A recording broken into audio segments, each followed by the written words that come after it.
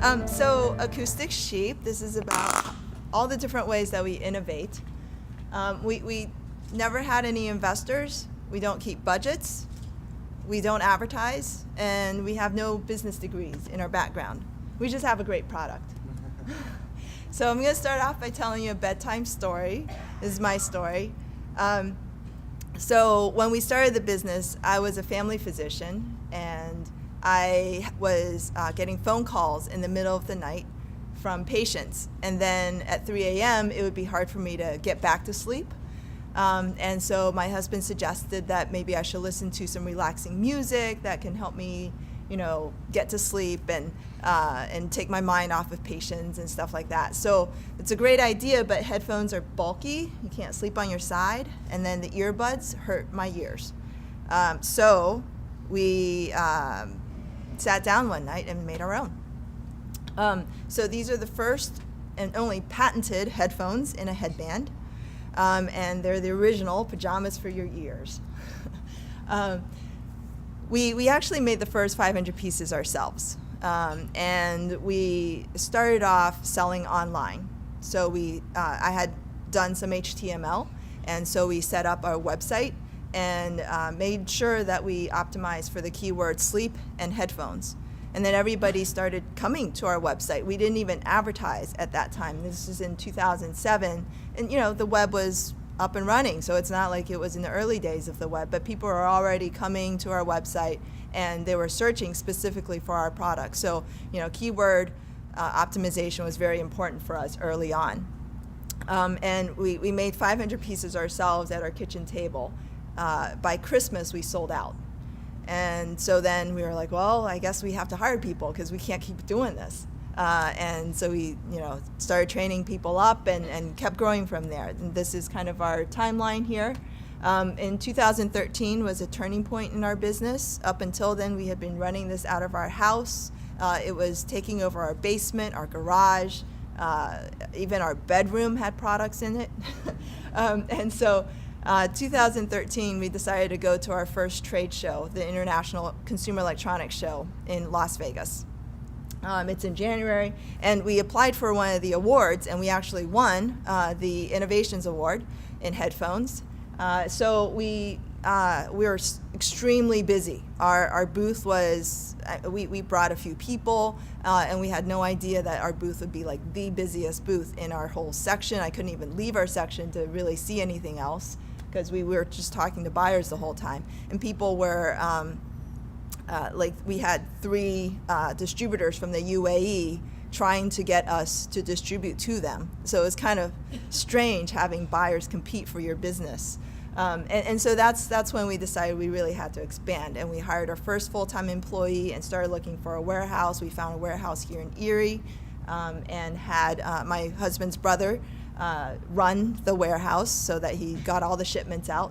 And then once he grew so big here, like hiring people to help pack and assemble everything and getting all these orders out, we decided that we had to move over here. So we moved over from the State College area, not too far, about 3 hours away. And so I'm kind of new here to Erie. This is our gross revenue chart. Over the past 8 years, it's really been tremendous growth. And we've also won several other awards. We've won the Innovations Award every single year. I guess I was the first double winner of the Governor's Impact Award in entrepreneurship and in exports. And then we also just recently won the Ben Franklin Award as well. So people always ask, how did you grow to be such a large size? And we haven't had any investors. There's plenty of funding and education locally that you can find. So the Ben Franklin Award got us $200,000 and no investment, no investors. We had to give up 0% of the company for this. So I do encourage you to seek local resources. There's a lot going on here in Erie. We're all over the world. We have distributors in many countries, and we sell. We actually, these are just like direct customer relationships. We've actually sold to every single continent, including Antarctica. We've had our products on Antarctica. This is our customer list, some of our bigger ones. Some of these are online, like Walmart.com, BestBuy.com. We're going to be in Sam's Club, and obviously Amazon's humongous. That's a huge chunk of our business. We're in Virgin Megastores in the UAE, Media Mart in Switzerland. If you don't know Media Mart, it's humongous. It's like up there with Kroger and Walmart and stuff like that. We've also managed to grow our business without really taking on any budgets, because when you're in such a huge growth mode, it's almost hard to predict like where you need to invest, where you need to put your money. And so you just have to go with the flow. You have to be wise about how you spend your money, obviously. You have to do your due diligence. You have to research everything. You have to get 2 quotes on everything and compare them. And then after that, you can make a better decision. Oftentimes in the process of getting quotes and really just talking with these vendors and asking a lot of questions, you learn about their processes and you find ways that to save money that way. So we've managed to grow without really restricting marketing. I think marketing is huge, especially for a niche market like us. So these are some of the regions that we're in. One of the things that we did was to take a look at our Google Analytics on our website. So these are people going to sleephones.com.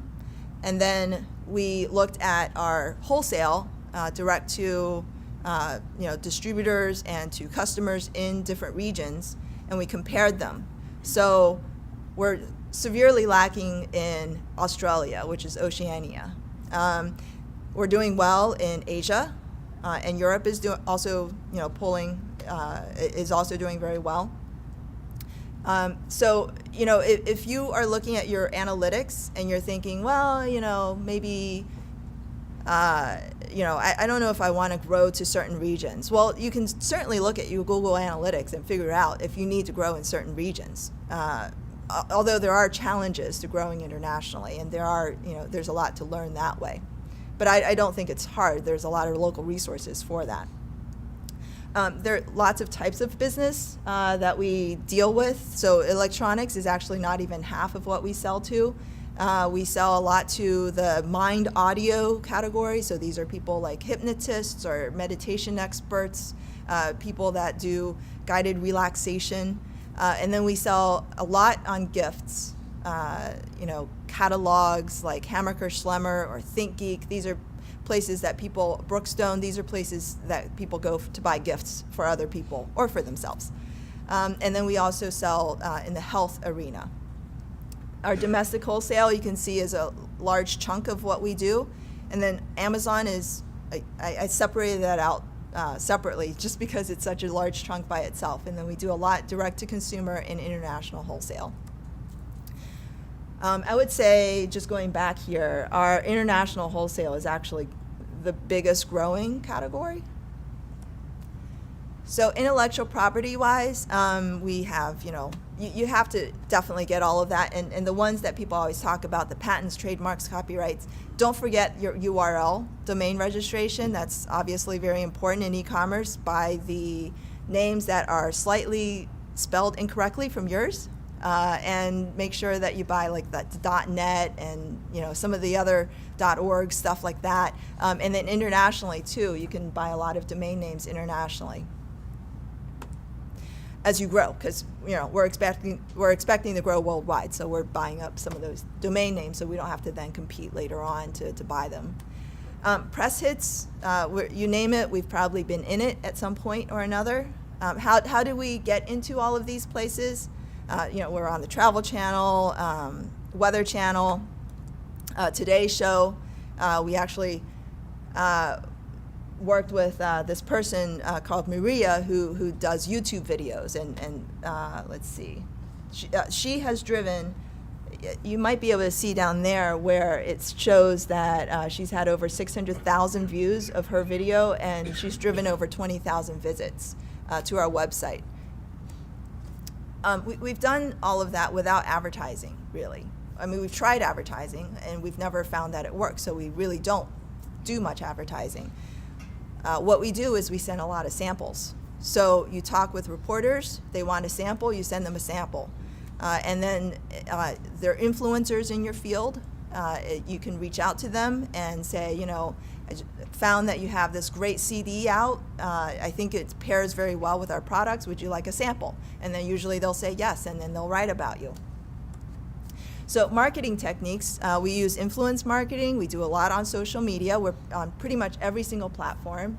Pinterest, obviously, is huge for our audience. We have, the female who's about age 45. That's our primary market there. And we find that out by just asking our customers. We have them fill out like a SurveyMonkey survey, and we had over thousands of responses from our email list, which is now over 30,000, closer to 40,000 now.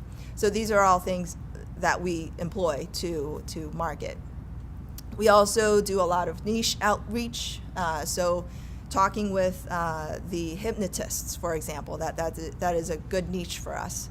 And then optimizing landing pages to pair with our AdWords. That definitely increases the conversion rate, so not just driving it to your homepage, but having specific landing pages if you have specific key AdWords categories. We also just research our SEO and just make sure that we stay on top of being at the top of the food chain for sleep headphones, which we've definitely dominated since the beginning. And add a little bit of online advertising, but we don't do like magazine advertising and stuff like that. So top months are November, December, and January. I would say for wholesale, it's October, November, and December because they have to actually get into the stores. There's a lot going on in January still online for us. This is November, December, and January. Online for us.